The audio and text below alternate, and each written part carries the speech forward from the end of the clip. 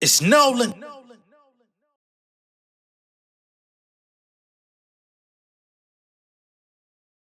Self-love at an all-time high. It's a feeling I can't even describe. Used to watch from the side, heart beating full of ego and pride. Scared of living, more fearful to die. Never minds had me second guessing. In suppression, blocking my blessings. Now I'm manifesting. Set intentions, the paper stretching. People asking questions that they wonder what changed with me. Learn to switch to fit if it can't fit me. Just stay with me. Listen, animosity gradually on the decline. Respiratory flowing when I recline. About to catch a flight, throw the peace sign. New city, new state. Shit, I'm leaving all my baggage in my suitcase. Money is rising, my skin looking vibrant. I'm moving with impeccable timing. It's more than just rhyming. All this beauty that surround me, plus we luxury dining. Only reason y'all be tripping, cause you nickel and diamond. Ooh, peep the je ne sais quoi. Feel the vibe. I'm just grateful that I'm still alive. I thank God, homie. You thank God, man. I thank God, man. Blessings. Yeah. Peep the je ne sais quoi. Feel the vibe. I'm just grateful that I'm still alive. I thank God. Yeah. We thank God, homie. Yeah. What's going on, beautiful people? It's the kid J Nolan here. Welcome back to another episode of Inside the Industry, your number one source for music, entertainment, commentary, and breakdowns. All right. Now, y'all know the family matters are getting deep out here. All right. So, about a month ago, not even a month, but approximately, right? A few weeks ago, we had Schoolboy Q from TDE trying to go to Toronto to perform. His show was canceled, and it was also revealed that he was trying to perform at this venue called History. Unfortunately for Schoolboy Q, this History venue is also co-owned by Drake. Okay? Now, I know initially some people felt like this was not a big thing, or some people didn't even know that Drake was involved. They just felt like maybe the Toronto police, all of this, maybe they didn't want to take no chances. There was even a narrative circulating that Schoolboy Q's show didn't sell enough tickets when Schoolboy Q himself said that he had sold the venue out. And he was, even before the show even was scheduled to take place, he was saying the show is sold out, but I got some extra guest passes for anybody that wants to come see me before the show. Right? For proof, there's a Variety article that's dated November 10th, 2021, and it says Drake opens his own large-scale music nightclub, History, in Toronto. It's a new 2553 capacity club, so you could get 2,500 people in here, that Drake helped design, just opened in his hometown of Toronto. Global promoter Live Nation, which owns and operates numerous concert venues, partner with the rapper on History, located in the city's East End Beaches neighborhood. So, the end of 2021, Drake opened up this venue. Even in the midst of the battle between himself and Kendrick Lamar, right? Schoolboy Q was allowed to be booked at this venue, but unfortunately, as he was flying out to Toronto, they got the call cut off. We had a whole talk about it. We talked about that, right? What I thought was interesting, which I never spoke about on my channel, is I saw TDE's own singer, Sir, was also booked on the website with his own show. And I was wondering if this same fate was going to be met on his end. Seemed like everything was cool. However, as of today, his show has also been canceled, right? So now that's two TDE artists that were scheduled to be performing at Drake's venue that have been snipped. Now, to be honest and to be perfectly frank here, it's one thing if artists are coming to your city and they're performing somewhere that you are known to frequent, or they're going somewhere that's like the number one, the top venue in the city, what have you, right? And you pull your weight around to get it canceled because you feel insecure about it, or you're doing it out of spite, but you're extending yourself to a establishment that you're not personally connected to like that. That's one thing. But again, people, this place, History, is his club slash performance venue that he owns. He did a partnership with Live Nation to open this place up. So I'm not necessarily surprised by these moves. And if I'm holding a grudge based on a beef, or if I'm not fucking with your side or anybody associated with you the same way that you threw niggas on my side under the bus and y'all been dancing and C-walking and B-walking and doing all of this stuff, having fun, I don't really think Drake is out of pocket for pulling his weight when it's his place, right? But let's get into the reasoning as to why this happened. So last night, another artist by the name of Ski Mask the Slump God was scheduled to have a show out there in Toronto at this very venue, History. Ski Mask the Slump God is not the one who's at fault here, but there's a DJ that was on the lineup or that was playing at the venue, and he decided to play Not Like Us in Drake's venue in Toronto, and the crowd went crazy. And not only did he play it, I believe he streamed it so people could see it worldwide. Okay? I don't know if YouTube's going to allow this to stay, but I'm going to go ahead and run it for y'all so that you can see what it is that we're talking about.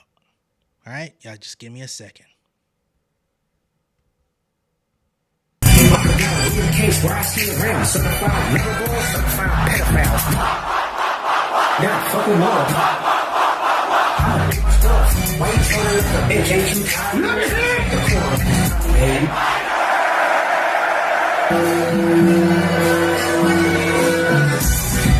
They not like us. They not like us. They not like us. All right, so that's DJ Scheme. He took it upon himself to play it, had a great time. He was walking and scaling the stage like he was a goddamn rapper himself. I think it's safe to say he won't be returning there anytime soon, right?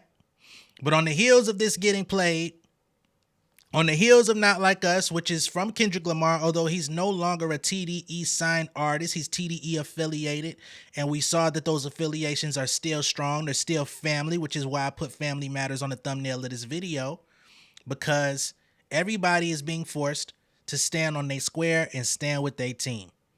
Now, when Schoolboy Q's show got canceled the first time around, he was like, all right, bet. That's how we want to play it. Cool. You know, that's fine. But if niggas really wanted to, you know, play these types of games, we could have pressed the button on Party Next Door when he came out to LA. We knew where he was at. He had a successful show. Nobody bothered him. Nobody put hands on him. Nobody tried to pull rank on canceling his show. Let that nigga collect his bag and keep moving.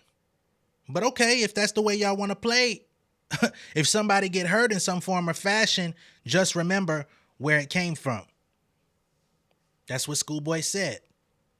But again, understanding that this is Drake's venue, this is his shit. He eats off of this place. He, you know what I mean, has some sort of connection to the operations.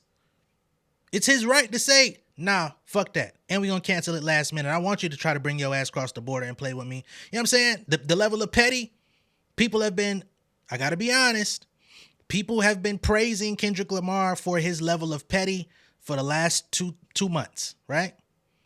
All the symbolism in the Not Like Us video, all of these things, the pop out, everybody showed up and showed out. Solidarity in LA, everybody kind of used that situation as the benchmark for like, okay, now we could try to bring unity together on the heels of basically getting this nigga up out the way. I can't say that Drake is in the wrong or that I'm mad at Drake or that I think this is corny. I have my own reasons for calling Drake corny. I've talked about them on the channel. But this particular move, if I own a venue and y'all niggas is with the ops, nah, you're not going to come here and collect the bag in my spot. That's standard. I know some people are going to disagree. I know some people are going to use this as an opportunity to continue to stomp on the nigga. And hey, be my guest. But on this particular one, I'm not gonna say that this is fair game. I'm gonna say it's fair game for him to do what the fuck he wanted to do, right? But let's keep going, because again, I think Sir's show was supposed to be today. He found out today, this morning, snip, snip, right? Again, people tried to pull out this idea. Maybe he didn't sell enough seats. Nah. Once again, this was a sold out show. Right? And Sir was so confident that it was still happening, he originally told his fans that the show had not been canceled. However, this morning he retweeted an announcement and added, "This shit didn't age well at all." So he had to change his tune and he had to change his tweet. Sir comes out and says, "So sorry to my Toronto fans. The show has been canceled. We're working on rescheduling for a later date."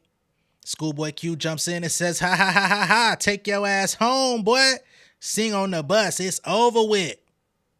So as you can see, Schoolboy Q is still having fun with it. He's still laughing. He ain't taking it too serious. Sir comes back and says, "They don't like us." Oh man, missed out on a motherfucking bag. But of course, this should have been expected, if we're going to be all the way honest about things here. Sir comes back and he says, "For those wondering, we sold that show out. It was canceled by the venue. Not sure why. My apologies again to those that came just to see me."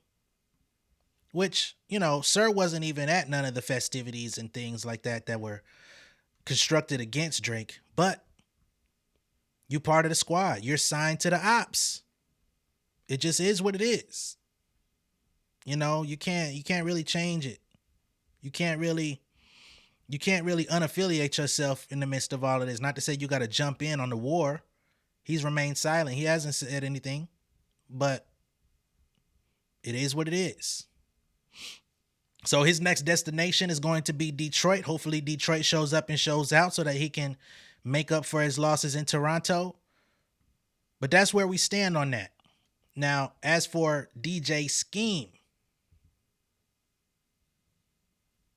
that's going to be interesting, right? Because he came out and he had a little bit more to say himself. Schoolboy Q comes out, puts the ha ha ha ha ha's up there on Twitter. DJ Scheme comes out and he sends a reply to Schoolboy Q. He says, "Got you always, G." So this is partially on behalf of Schoolboy Q and TDE. You know what I'm saying? Maybe they have a good relationship. Even Ski Master Slum God came out and put a tweet out saying, "Sometimes you gotta pop out and show niggas." Sounds like he drew the line in the sand as well. Right? But furthermore, with DJ Scheme, he went back and forth with a few people on Twitter. Somebody said, let me see. For one, he says, "Well, last night was crazy."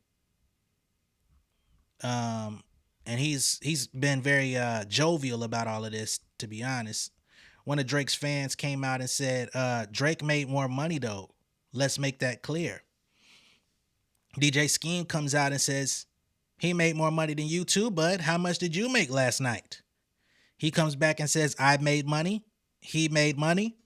We all made money." Right? Now, all of this would seem pretty random, right? Somebody else comes out and says, "This will definitely backfire on you, little bro." DJ Scheme comes out and says, "I was 17 years old, clearly before all the clout chasing off my brother's death from them." This is very vital, right? Because if you don't know who DJ Scheme is,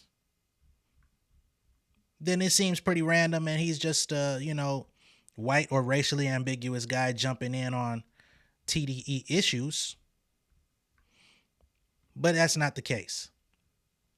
So when it comes to DJ Scheme, he was very closely associated, with Triple X Tentacion, right? He was also very closely associated with Juice WRLD, but more specifically, Triple X.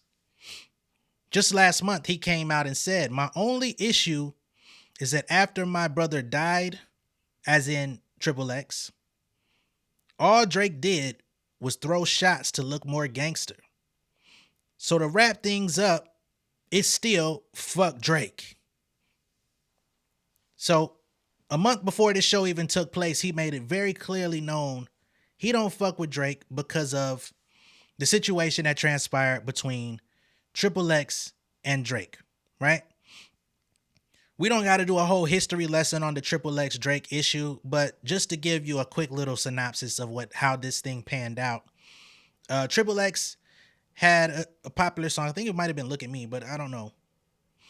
He had a popular song and Drake took a liking to it. This is before Triple X really blew up. Drake took a liking to it, started playing it at his shows. People were informing him, yo, Drake is playing your shit at his shows. Excuse me. So they're like, all right, dope, that's what's up. Next thing you know, he gets in contact with Drake's team. They talking about they want to do a feature or they want to do a collab of some sort between himself and Drake. He's like, all right, fire, that's cool. You know, I respect Drake. I like his music. You know what I mean? Cool. Everybody loves Drake, right? Who doesn't at that time? Well, at that point, Drake went on to pretty much ghost Triple X. And based on the fact that he ghosted him, he was like, all right, whatever. And the next thing you know, Drake ends up putting out a song that Triple X felt like was appropriating his flow, right? It was clearly inspired by the exact song that Drake had been playing at his shows, right? So this is another correlation to what we've been talking about on the channel with people that feel like Drake is a colonizer of sorts. They feel like Drake goes to different locations, locales, different areas, right? And he poaches style, culture, and vibes from other artists. Sometimes he'll collab and work with them and put them on. And, you know, it makes it seem like it's a little bit more organic. Or there's other times where he just pulls from what it is that they're doing, goes about his business, like Baby Drum from Virginia felt like Drake stole his Cha-Cha song and made Hotline Bling, right? I believe that the Hotline Bling originally was called Cha-Cha Remix, and it was never authorized as a remix by Drum, and then they retitled it and sent it out. So these are the types of things that happens sometimes with Drake between other artists. Now, I'm not saying you can't be inspired by something that's buzzing. I'm not saying you can't be inspired by nobody's flow or that you can't be inspired in any capacity. I'm not saying that it's wrong to be inspired by anybody. But what I am saying is that sometimes these people feel slighted because the biggest artist in the world is finding artists that are bubbling and trying to get their footing and trying to find their way to find longevity in the game. They come in with something unique, and the biggest artist in the world then plucks that uniqueness from them and puts it into his music. Therefore, you don't look so unique no more, right? That's how that works. So they feel some type of way after that. So after that took place, Triple X tried to get in contact and be like, yo, you know, what the fuck is going on? Are we still going to do the collab? I hear you done put out a song. Sounds like mine, but I would love to know where your head is at. Like, are you trolling me? Is this a tribute thing? You want to get me on a remix? Like, what are we doing? And communication ceased. From that point, Triple X continued to troll Drake and said the nigga had gotten injections in his biceps and all types of shit. He said he was going to fuck his mama, all type of shit, right? He got way out of pocket. There's no way that you could ever talk about Triple X in any capacity without mentioning out of pocket, right? It is what it is. Unfortunately, it wasn't too long after these issues happened. He said, if I pass away, blame it on Drake.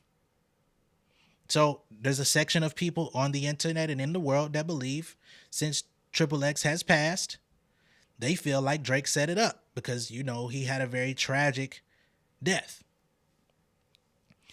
The trial was even trying to make Drake come testify as a witness. He was able to wiggle his way out of that, but, you know, it just goes to show you that the internet fodder made his way to the courtroom trying to figure out what the hell happened. So DJ Scheme, he says, hey, my bro died. And rather than Drake come out and, you know, stay silent, leave it alone, perhaps. Or show love, say, hey, RIP, sad this happened to you. It's a very special artist or whatever. You know what I'm saying? If you're going to steal something from him, you might think he's special. Excuse me. He feels like Drake's lyrics have only trolled that situation because he has various songs that have lines about him, you know, having the money to put on niggas' heads, set niggas up, get boys whacked, all of these different things, sick of these niggas, right? Mob ties, all of this different type of stuff that's come out on the heels of Triple X going, you know what I mean? So some people probably feel, and it seems to me that DJ Scheme in their circle feels like Drake has been leaning into this character ever since Triple X died, lending some sort of credibility to his involvement. But of course, when it comes to public statements, he denies. You know, same old shit. I mean, Tupac family, we see how that's going on with Keefe D and the ongoing investigation with Diddy. Like, when people have an inkling that some shit popped off and didn't go right, and they feel like you're handling it, you know, as a fucking jerk, and maybe you were involved, people gonna have a feeling about that. So it seems to me this was a scheme planned by pun intended there, DJ Scheme. It was a scheme that was planned in order to troll him and to basically be a fuck you, suck my dick, and pay me. We'll see how that story evolves. Right? Now, what I also find very interesting, this is the story developing as I'm sitting here. We've got a Twitter user by the name of, what is this nigga name? I can't even pronounce this shit. Abdraman ISC. Okay, he comes out and says, PND and Drake about to do their pop out this weekend. He says Drake might perform his disses. Then Metro and Future will have their own show in Toronto next week. Definitely performing like that. It's going to be an interesting couple of weeks ahead. So he puts this theory out about a pop out. Somebody responds to him and says, wait, what? What the hell are we talking about here? He then shows a tweet from Party Next Door from May 15th that says, Party Next Door and Friends coming back to Toronto on August 2nd. Pre-sale started at 12 p.m. Eastern Standard Time on May 15th. So PND, Party Next Door, will effectively be having his own variety show, I guess you could say, concert that has him headlining and a bunch of others that we don't know who's coming out, but I would assume Drake's gonna come out. So this could be their version of the pop out coming on August 2nd. Woo! So this could actually be a very interesting couple weeks because I didn't know about that till now. Now, of course, to the Kendrick fans of the world and to the Drake haters, they're gonna feel like this is corny. This is some bullshit. Why would you try to do your own pop out when you know you can't do it, right? But it's been planned since May, and behind the scenes, I'm sure they've had plenty of conversations about how they wanted to run it. I'm sure they've had their own version of rehearsals and special guest conversations, etc. Going to be very interesting to see who's willing to put that line in the sand to go side with them and come out on stage. If Drake comes out and performs some of those diss records, who's willing to ride with OVO in this war? Because that's basically what this is going to be a display of. When we saw Kendrick and Cole go out, everybody that was on that lineup was riding with Kendrick Lamar. For better or worse, whatever it is, even if they weren't involved, they went out and showed solidarity. They got on that motherfucking stage and goddamn grooved and shook ass to Not Like Us, claiming who they riding with. Whomever comes out with PND and Friends on this show, it doesn't have the same magnitude. There's no real promotion around it. Most people don't even know this shit's about to happen. But whomever goes out as a part of this show, they're also going to be staking their claim of who they rolling with too. So niggas in the industry are definitely going to have to pick sides. at least for the rest of the year. And we're going to see how things go. There's also a rumor. Change with me, learn to. God damn it. There's also a rumor going around that Kendrick Lamar's stylist put up a post talking about Bomb First, showing Kendrick Lamar. And people are wondering if that Bomb First post is an indication of things to come. I don't know. I can't guarantee this. But if you know the song Bomb First by Tupac, that was a scathing diss at the East Coast, Diddy, Biggie, Jay-Z, so many others. So for her to say Bomb First and make a reference to that while showcasing a photo of Kendrick, I might as well show it to y'all. So if you remember the intro, of course, the broccoli intro to the Not Like Us music video, then you, of course, remember this scene. This was styled by Taylor McNeil. But under the brim of Kendrick's hat, there's graffiti writing that says Bomb First. So that broccoli song could actually be a diss when you hear the rest of it. I don't know, man. You know, at this point, we're at the stage in this ongoing situation where everything is kind of cryptic messages from both sides.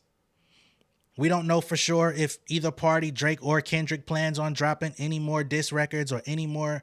You know, we do know that there is supposedly a song out there that contains quote unquote sneak disses at Kendrick from Drake.